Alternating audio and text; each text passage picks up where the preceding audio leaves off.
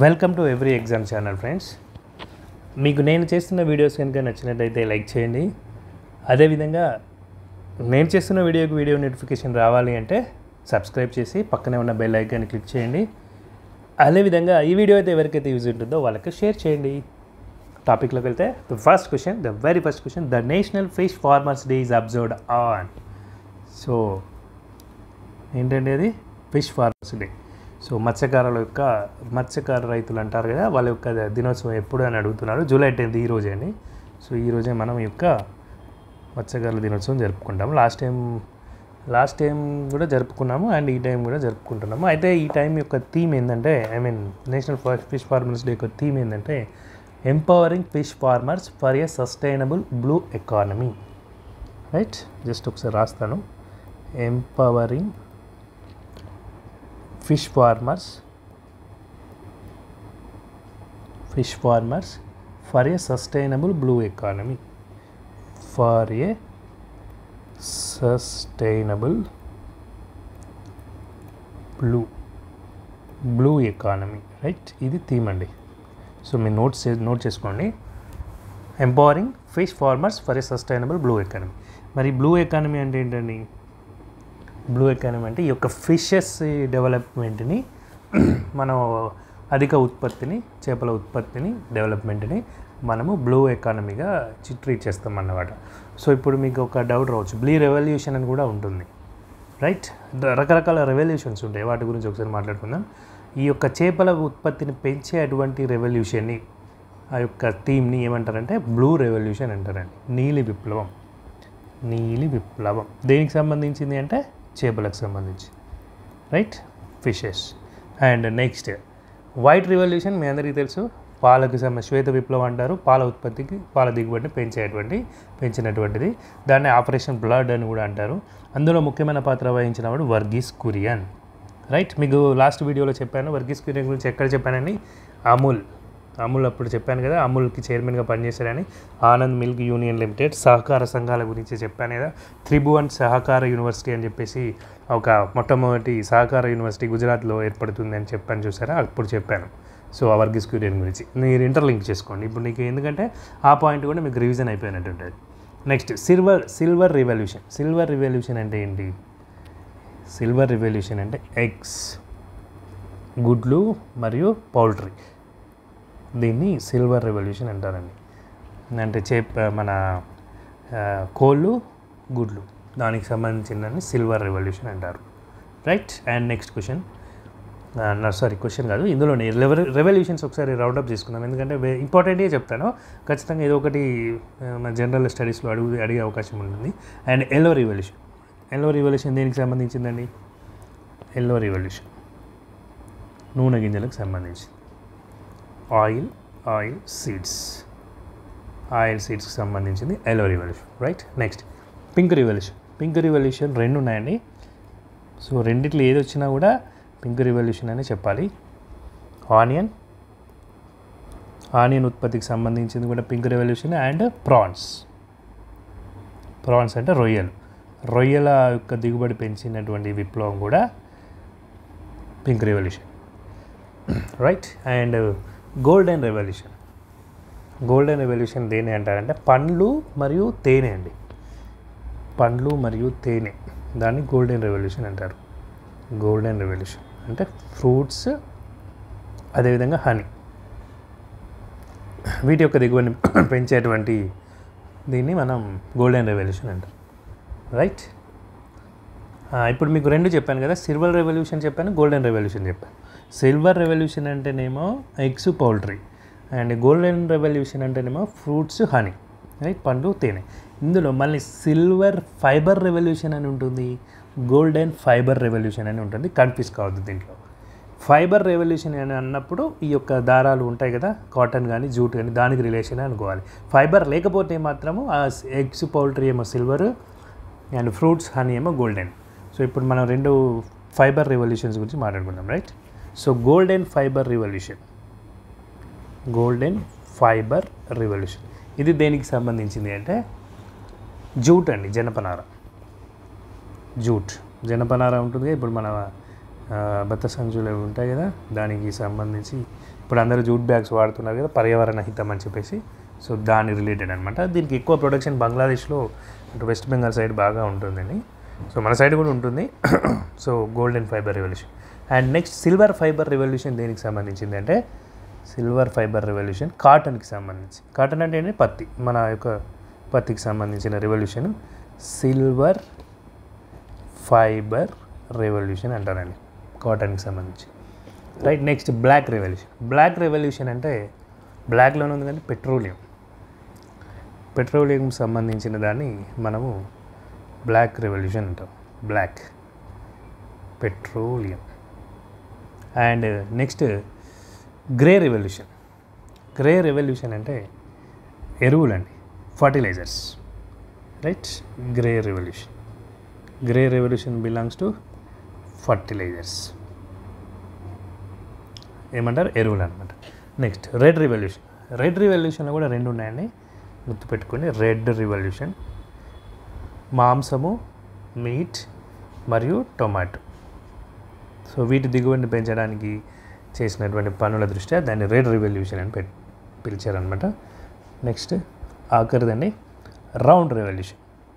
ఇది కొంచెం డిఫరెంట్గా ఉంది, బట్ గుర్తుపెట్టుకోండి. రౌండ్ రెవల్యూషన్ దేనికి సంబంధించిందంటే పొటాటో, ఆలుగడ్డలను ఎక్కువ ఉత్పత్తి చేయడానికి, దిగుబడి చేయడానికి వచ్చినటువంటి విప్లవం రౌండ్ రెవల్యూషన్. అండ్ ఇక్కడ ఇంకొక పాయింట్ గుర్తుపెట్టుకోండి. యూనియన్ మినిస్టర్, ఇప్పుడు మన యొక్క ఈ ఫిషరీస్ గురించి మాట్లాడుకుంటుంటాం కాబట్టి యూనియన్ మినిస్టర్ ఎవరు అనేది కూడా ఒక క్వశ్చన్ అండి. యూనియన్ మినిస్టర్ ఎవరు అంటే minister of fisheries and animal husbandry and dairying అని ఉంటుందండి. ఫిషరీస్ పశుసంవర్ధక మరియు చేపలు మరియు పాడి పరిశ్రమ, డైరింగ్, వీటన్నింటి కలిపి ఒకటే మినిస్ట్రీ. ఆయన ఎవరు అంటే రాజీవ్ రంజన్ సింగ్. అయితే ఇప్పుడు ఇతని దగ్గర ఇంకా వేరే పోర్ట్ఫోలియో ఏమైనా ఉందా? ఈ యొక్క మంత్రిత్వ శాఖగా ఆయన మినిస్టరా, లేక ఇంకేమైనా పోర్ట్ఫోలియో ఉందా అంటే ఇంకొక పోర్ట్ఫోలియో ఉంది ఆయన దగ్గర. అదేంటంటే పంచాయతీరాజ్. అంటే ఇప్పుడు మీకు పంచాయతీరాజ్ మినిస్టర్ అంటే ఎవరండి?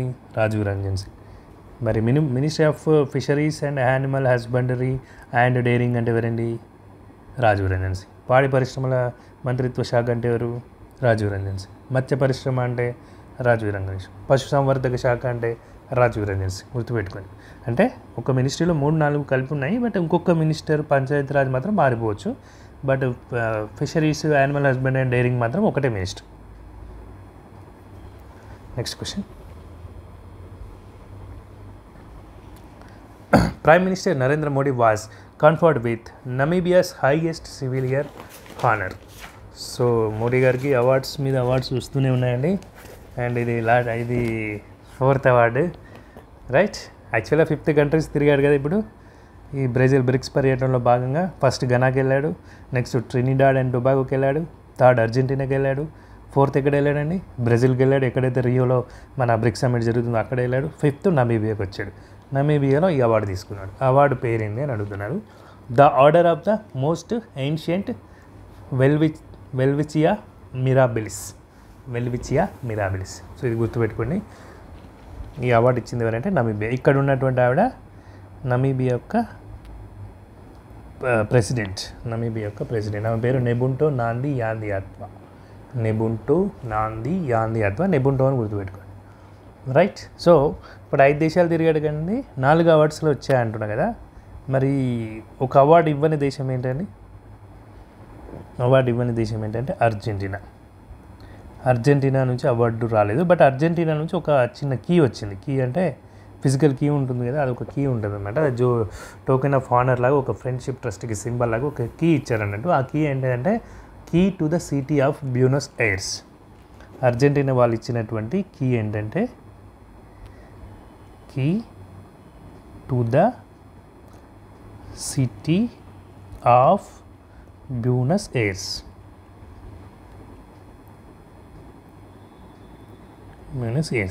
ఏంటంటే బ్యూనస్ ఎయిర్స్ అంటే అర్జెంటీనా క్యాపిటల్ కదండి.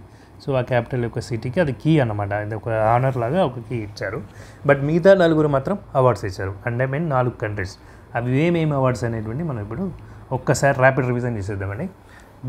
గనా country, Brazil, Trinidad and Tobago, Argentina, Namibia చెప్పే కదా. ఫస్ట్ గనాకి వెళ్ళాడు కదా, గనా యొక్క క్యాపిటల్ కూడా చెప్పేసుకుందామండి ఇక్కడే. Capital and award. గనా యొక్క క్యాపిటల్ ఏంటండి? అక్రా. ఇచ్చినటువంటి అవార్డు ఏంటండి? Officer of the order of the star. Officer of the order of the star. Right. Next ఎక్కడికి వెళ్ళాడండి? ట్రినిడాడ్ అండ్ టొబాగోకి వెళ్ళాడు. మరి ట్రినిడాడ్ అండ్ టొబాగో యొక్క క్యాపిటల్ ఏంటండి? Port of Spain. Right. And మరి ఇచ్చిన అవార్డు ఏంటండి? The order of the republic of Trinidad and Tobago. దీంట్లో ఆల్రెడీ కంట్రీ పేరు ఉంది కాబట్టి ఈజీగా గుర్తుపట్టచ్చు. The order of republic of Trinidad and Tobago. And third ఎక్కడ వెళ్ళాడండి? బ్రెజిల్ వెళ్ళాడు. అంతేనా? అర్జెంటీనా వెళ్ళాడా? బ్రెజిల్ వెళ్ళాడు. సో అర్జెంటీనా వెళ్ళంటున్నాడు. సరే, అర్జెంటీనా ఆల్రెడీ చెప్పా కదండి, key to the city of Buenos Aires. And next Brazil. బ్రెజిల్లో grand collar of national order of the Southern Cross. Brazil ఇచ్చిన అవార్డు ఏంటంటే grand collar of the national order of the Southern Cross. So ఇవన్నీ కూడా నేను previous వీడియోస్లో each and every one explain చేశానండి, with summit names, ఎక్కడ జరిగాయి, వాటి వెన్యూస్ అన్నీ కూడా చెప్పానండి. G20, G7 దీనికి లింక్ చేసుకుంటూ. బ్రెజిల్లో రియో డే జనరోలో ఆల్రెడీ జరిగిన సదస్సు, జరగబోయేది, బ్రెజిల్లో జరిగేది ఏంటి, ఇవన్నీ కూడా చెప్పాను. ఒకసారి ప్రీవియస్ వీడియోస్ చూడండి, మీకు చాలా హెల్ప్ఫుల్ ఉంటుంది. అండ్ నెక్స్ట్ లాస్ట్ వచ్చింది నమీబియాకి వచ్చాడండి. నమీబియా ఇచ్చిన అవార్డు ఏంటంటే ఇక్కడే ఉంది కదా, the order of the most ancient welwitschia mirabilis. Right. And capitals అనుకున్నాం కదండి, Ghana capital Accra, and Trinidad and Tobago capital Port of Spain, Argentina capital Buenos Aires. Right. And Brazil capital Brasilia. ఇంకొకటి fifth country capital Namibia capital wind hack.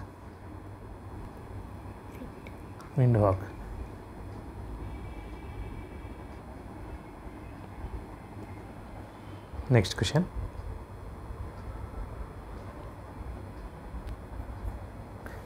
Dash Starlink gets approval to start operation in India. ఈ Starlink ఎవరిది అని అడుగుతున్నాడు. యాక్చువల్గా approval వచ్చింది నిన్ననే ఇండియాలో operation start చేసుకోవడానికి. కాకపోతే ఇంకా వాళ్ళకి స్పెక్ట్రమ్ రాలేదు. సో ఆ స్పెక్ట్రమ్ కూడా తీసుకున్నాక ఆపరేషన్ స్టార్ట్ చేసుకోండి అని చెప్పేసి మన ఇన్స్పేస్ అని ఉంటుంది కదా, ఇండియా స్పేస్ ప్రోగ్రామ్ యొక్క సంస్థ. సో వాళ్ళు ఇచ్చారనమాట, అప్రూవల్ ఇచ్చారు. ఈ యొక్క స్టార్లింక్ ఎవరిది అని అడుగుతున్నాడు క్వశ్చన్. ఎవరిదంటే ఇలాన్ మస్క్ అండి. సో ఇలాన్ మస్క్కి సంబంధించింది స్టార్లింక్. అసలు ఇలాన్ మస్క్కి ఆల్రెడీ మీకు తెలిసే ఉంటుంది, ఇప్పుడు స్పేస్ ఎక్స్ ఒకటి, రైట్. అండ్ అదేవిధంగా టెస్లా, అదేవిధంగా ట్విట్టర్, ఇవన్నీ కూడా ఇలాన్ మస్క్. ట్విట్టర్ని టేక్ ఓవర్ చేశాడు కానీ.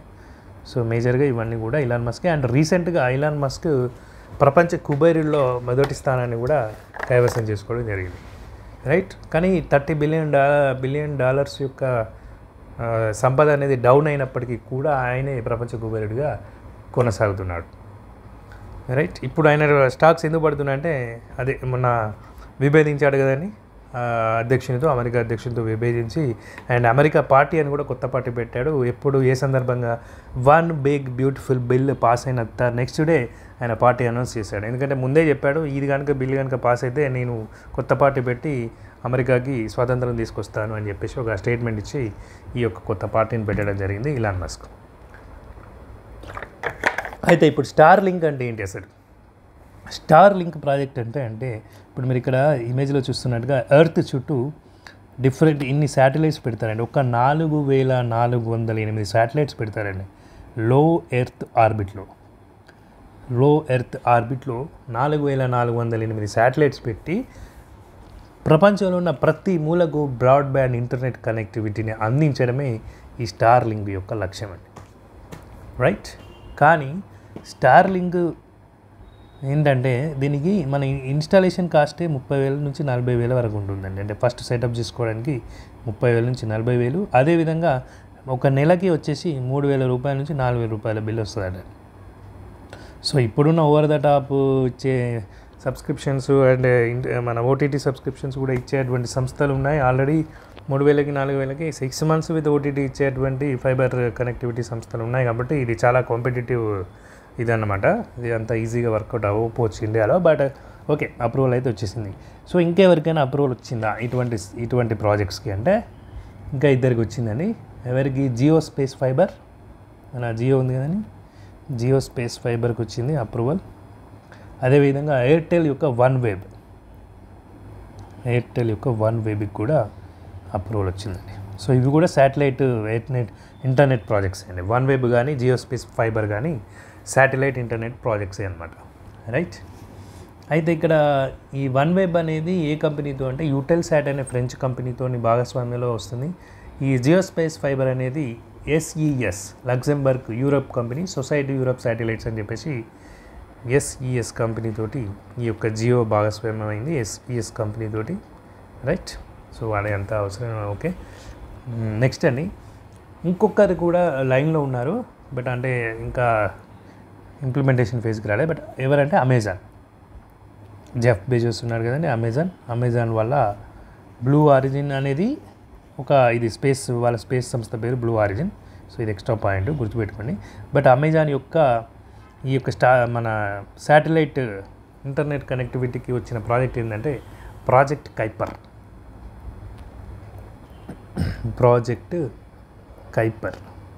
ఈ కైపర్ అనేది ఎట్లా తీసుకున్నాడంటే, కైపర్ బెల్ట్ అని ఒకటి ఉంటుందండి.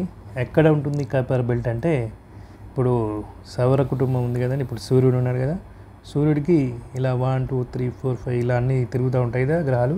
అండ్ యురేనస్, నెప్టాన్ తర్వాతలో ఒక బెల్ట్ అనేటువంటిది ఉంటుందండి. ఇలా బెల్ట్ అంటే అక్కడ చాలా ఆస్టరాయిడ్స్ ఈ విధంగా మొత్తం సూర్యుడి చుట్టూ తిరుగుతూ ఉంటాయి అన్నమాట. So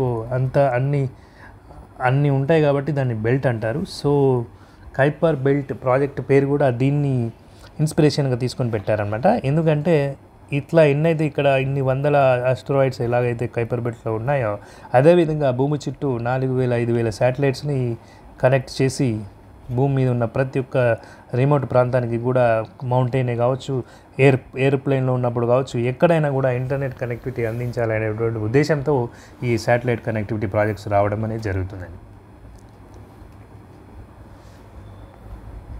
right. నెక్స్ట్ క్వశ్చన్,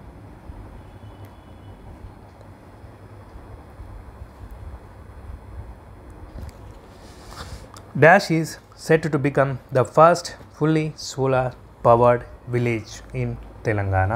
అయితే తెలంగాణలో ఒక విలేజ్ని మొత్తం సోలార్ పవర్ జనరేటెడ్ విలేజ్గా చేయాలి అనుకుంటున్నారు.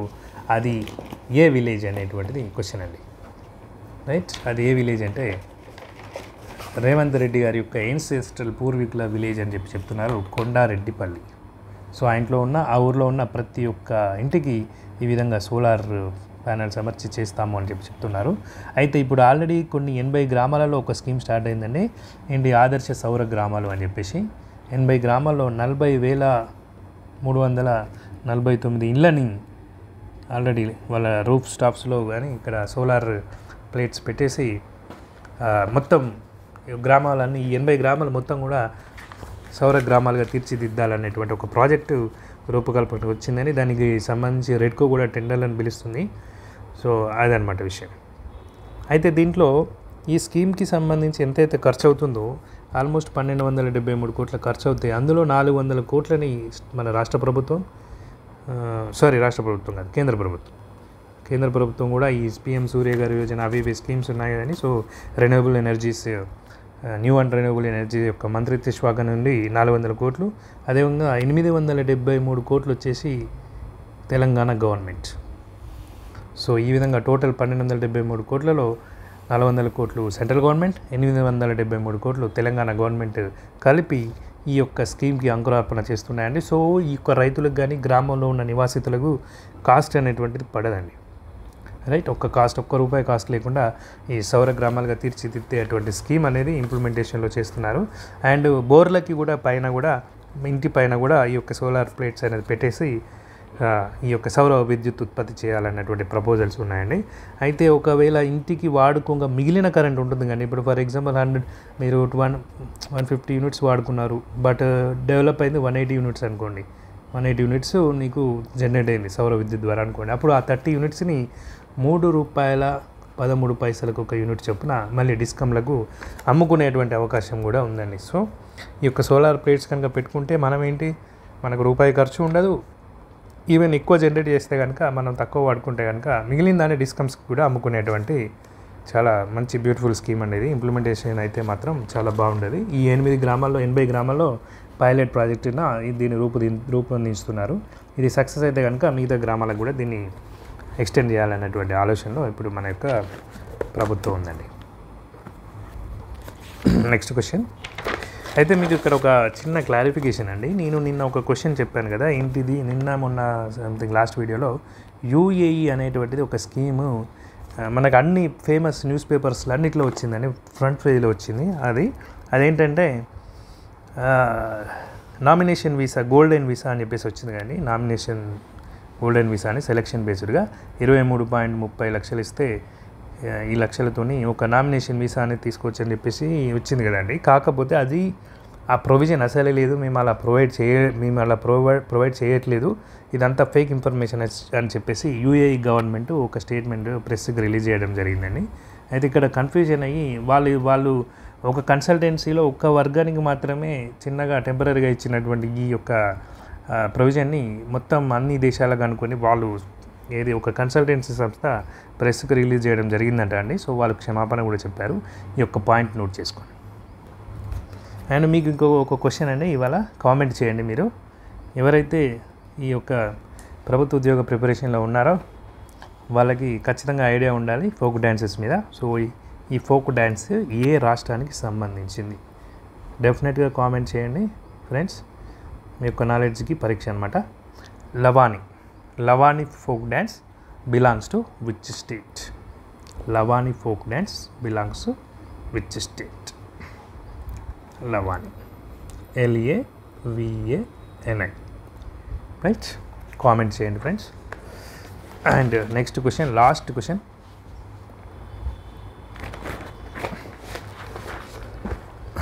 Which state launched Rajiv Gandhi's civils Abhayahastam scheme of 1 lakh assistants? So ఈ స్కీమ్ అనేటువంటిది లాంచ్ చేసింది మన గవర్నమెంట్ అండి, Telangana government. Rajiv Gandhi civils Abhayahastam 1 lakh assistant. ఇది ఎవరికి ఇస్తారు అంటే, ఎవరికి ఇస్తారండి?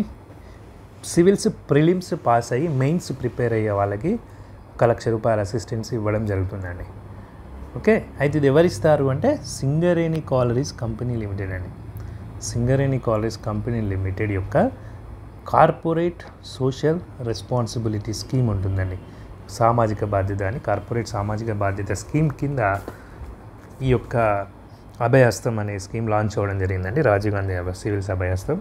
మరి ఏంటి కార్పొరేట్ సోషల్ రెస్పాన్సిబిలిటీ స్కీమ్ అంటే ఏంటి అంటే, ఈ 2019 కంపెనీ యాక్ట్ చట్టాల ప్రకారం కంపెనీస్ యాక్ట్ అని ఉంటుందండి. దాని ప్రకారం ఏంటంటే కొన్ని రెవెన్యూ మంచి ఇన్కమ్ జనరేట్ చేసే, ప్రాఫిట్ జనరేట్ చేసే కంపెనీలలో 2% అనేది సామాజిక సేవలలో ఖచ్చితంగా ఖర్చు చేయాలండి.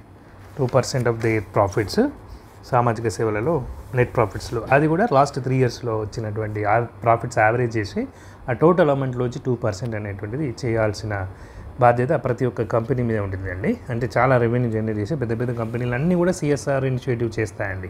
మొక్కలు చెట్లు పెంచడము, లేకపోతే ఆర్ఫనేజ్కి డొనేషన్స్ ఇవ్వడము, రోడ్లకు ఇవ్వడము, ఇట్లాంటివన్నీ CSR ఇనిషియేటివ్స్ పెద్ద పెద్ద కంపెనీలు చేస్తాయని. సో ఆ ఇనిషియేటివ్లో మన సింగరేణి కాలరీస్ కంపెనీ లిమిటెడ్, మన బొగ్గు గనులది ఉంది కానీ మన దగ్గర, సో SCCL వాళ్ళు ఈ యొక్క స్కీమ్ని లాంచ్ చేసి ఇవ్వడం జరుగుతుందండి.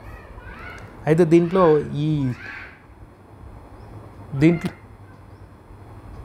7th వరకే ఉండిందనమాట డేటు. మొన్న ఎక్స్టెండ్ చేసి ఈ అప్లై చేసుకోవడానికి ఇప్పుడు దీన్ని July 12th వరకు కూడా ఎక్స్టెండ్ చేశారని. ఇంకెవరైనా ప్రిలిమ్స్ పాస్ అయి ఉన్న వాళ్ళు ఉండి మెయిన్స్కి ప్రిపేర్ అయ్యేవాళ్ళు ఉంటే అప్లై చేసుకోండి.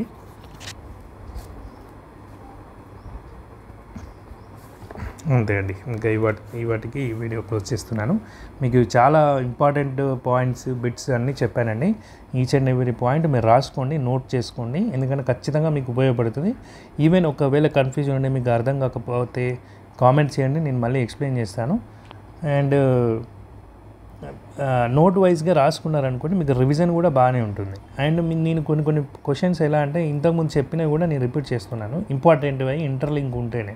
సో దానివల్ల ఏంటంటే మీరు మళ్ళీ చదవాల్సిన అవసరం లేకుండా మీకు బ్రెయిన్లోకి ఫీడ్ అయిపోయే విధంగా నేను చెప్తున్నానండి. సో గమనించండి. Thank you friends.